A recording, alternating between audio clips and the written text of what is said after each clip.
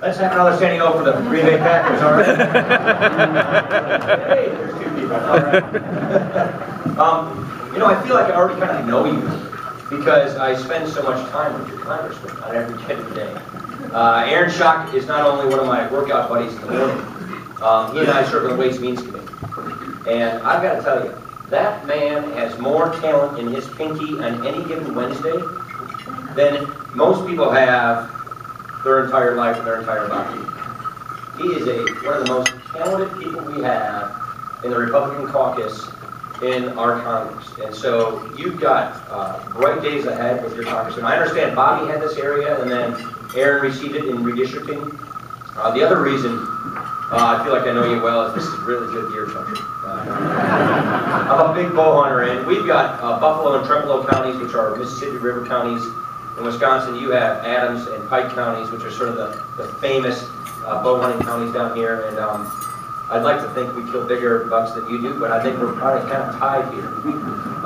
The other thing is, I understand you're kind of mixed on your sports affiliations. Is that right? Because St. Louis is pretty close. So you're mixed on Cubs versus Cardinals and Bears versus Rams. I hate to confess this, I hope there's no media in the room, but I'm a Chicago Cubs fan.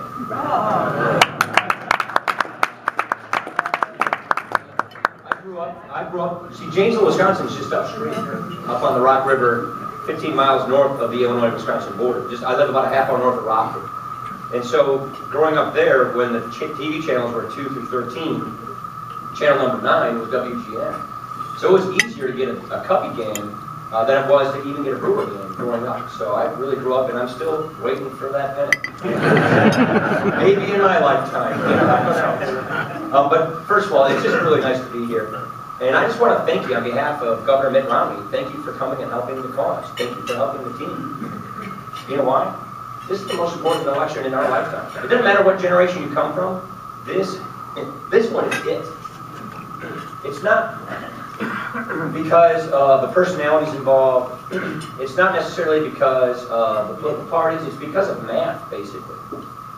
We've got this coming debt crisis that is such a severe threat to our way of life, our economy, the American idea, that if we don't confront this pretty soon, we will not have the kind of country we raised our kids knowing.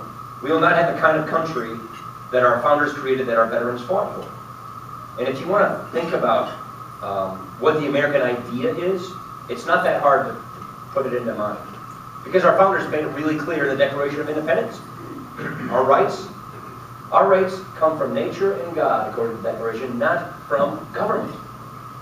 That means this country is based upon this idea of equality of opportunity. Not equality of outcome, equality of opportunity. So that whoever we are, wherever we come from, nothing limits us from reaching our God-given potential, but our own effort. It's this great idea based upon personal and economic freedom, based upon self-determination, based upon a government that governs at the consent of the governed, based upon limits to government so that we can maximize personal freedom. So that we can make the most of our lives and pursue happiness however we define it for ourselves, so long as we're not infringing upon another person's right to do the same. That's the basic essence of it. The problem we have is we've got two tipping points coming. One is, as I mentioned, the debt. We're borrowing 40 cents of every dollar the government spends. Our deficits are over $1 trillion, and they have been for 4 years. What that basically means is our government, and this has been going on for generations, decades, and it's because of both political parties, our government has made a lot of empty promises to voters to get elected, and pretty soon those empty promises translate into broken promises. If you want to get a snapshot of what that looks like, go home, turn on the TV, and look at Europe. Europe is now in the throes of a debt crisis because their politicians made lots of empty promises, sort of artificially high standards of living, to their citizens, and now because they can't keep borrowing money at such cheap rates because they spent way more than they can possibly spend, they're in a debt crisis. They're in a hyper-recession. They're pulling the rug out from under senior citizens who organized their lives around the government promises that were made to them, which are now being reneged upon. They're cranking up their taxes, slowing down their economy, and their unemployment rates are double digits, and their youth unemployment rates are in the 20s. That's the road ahead if we stay on the current path. And so what we have here is we have a government, a president, with a philosophy that is really contrary toward that founding idea. It's a belief that government now gives us our rights. Government now defines our rights. Healthcare is now a new government-granted and government-defined right. But if we give our government that kind of power, then the government gets to decide how we exercise these rights. They can decide how to ration, regulate, and redistribute that right. They can decide when, where, if, or how, or from whom we get these things. That's not what our government was ever intended to be. And so the problem we're experiencing is, if the bond markets turn on us like they have on Europe, we lose control of our own destiny and our own economic fiscal situation. Let me ask it this way. I was very involved in the 2008 response, in the crisis we had in 2008. We all remember it. Everybody, no one was spared. We watched a crisis come up and hit us by surprise. That bubble burst. Housing, and we now can go back and look at all the things that were the cause of it. We have a good idea of it, but the fact of the matter is it really kind of caught the country by surprise. Everybody. And if you look at that situation, really ugly legislation came from it. Trillions of dollars of wealth gone, millions of people out of work, still to this day. We got 23 million people today who are either out of work, or stop looking for work, or at a part-time job because they can't find a full-time job. I mean, just this last quarter was the worst job-producing quarter in 2 years, on top of a very stagnant recovery, the worst in modern history. We have the highest poverty rate we've had since we've measured poverty. And so this is a complicated problem, but it basically stems from the crisis we had and the really bad response that governments made to it. But the question I would ask you is this. What if, before that crisis, your president or your congressman or your senator saw it coming? What if it wasn't a surprise to them? What if they knew it was going to happen? What if they had enough time to prevent it? What if they knew what they needed to do to prevent it and they had enough time to prevent it? But they just simply chose not to do it because it wasn't good politics or it didn't jive with their philosophy. What would you think of the person? Well, that's where we are today. This is the most predictable economic crisis our country has ever had. We know exactly why our debt is growing so fast. We know exactly what we need to do to prevent it from happening. And we know basically when this crisis is occurring in the future. Yet, your senior senator, the United States Senate, has chosen not to do a budget for 3 years. The President of the United States, President Obama, has given us 4 budgets, which is really the fiscal roadmap, the plan for America, and each of the times he has chosen to completely ignore this problem. He has chosen not only to crank up taxes on successful small businesses and everybody else, but he wants to just spend that money. All those tax increases he's proposing don't even pay for 1/5 of his proposed deficit spending. And so we have a president that's advocating leadership, who is consciously not tackling this big fiscal problem. We have a Senate that decided it's better to take the heat for not doing anything than to show the country what we would actually do. And so in the House, we have said, along with Aaron Schock and Bobby Schilling, and you have a very good Republican delegation in Illinois. It has a really good footprint in Congress. We have said, we're going to talk to the country like adults. We're not going to pander to voters like children. We're going to say, here are the problems that we have to solve. We're going to get to solving it. So we passed budgets that said, here's how you save Medicare. Here's how you keep the promises to current seniors and reform for the next generation so that we don't bankrupt the program in the country. Here's how you deal with our fiscal problems. Here's how you reform the tax system. Here's how you get Washington out of the game of meddling with people's lives and having crony capitalism where the government picks winners and losers in our economy. Here's how you return the American idea. Here's how you get back onto a path of prosperity. The other tipping point that really bothers us, and we're worried about, is sooner or later we could become a nation of net takers versus makers. The Tax Foundation is a really good think tank. I studied their data very closely. They say it like this. 20% of Americans get 70% of their income from the federal government directly, so they're already considered dependent. Another 20% of Americans get 40% of their income from the federal government, so they're reliant. 70% of Americans today get more benefits from the federal government in dollar value than they pay back in taxes. 49% of Americans don't even pay income taxes. So you could already argue that we're past that tipping point. That we're in the mode of a European kind of a situation where more and more able-bodied people, the majority of the country, see the government as their provider from a shrinking pool of providers in society, and that we're past that point. We're the so-called cradle-to-grave welfare state. That's not where we are, though. Those statistics are true, but they don't really capture the real unique nature of the country. Most people in America, and all the surveys back this up, they believe in the American idea. They believe in an opportunity society. They believe in upward mobility. Look, my family, we stopped growing potatoes in Ireland around 1850.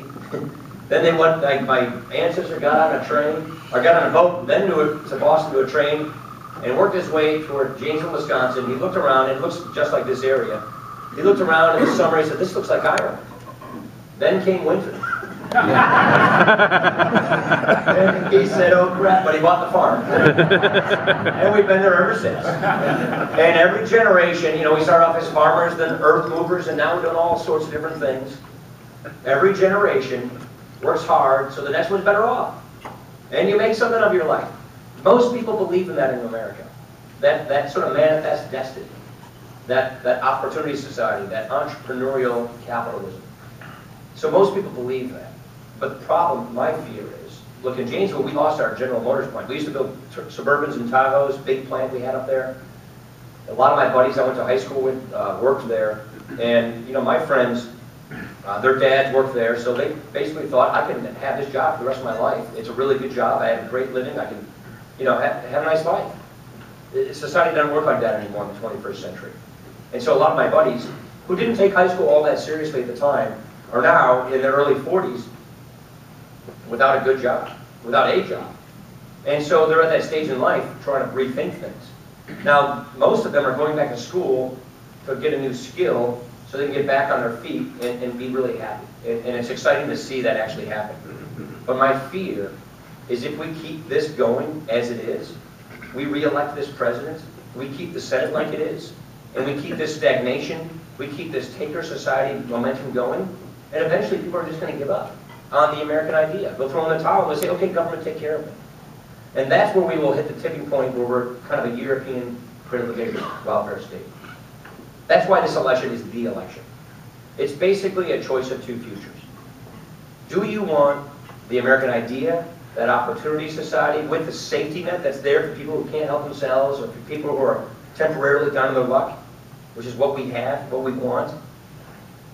Or do you want the cradle-to-grave welfare state, where government defines and grants our rights, where government micromanages our economy, where government is our main provider, not ourselves, which inevitably ends up in a debt crisis? That's basically the choice we have with this. And what's interesting about this particular election is the president, he can't run on his record. It's terrible. I mean, the economy, the broken promises, you name it.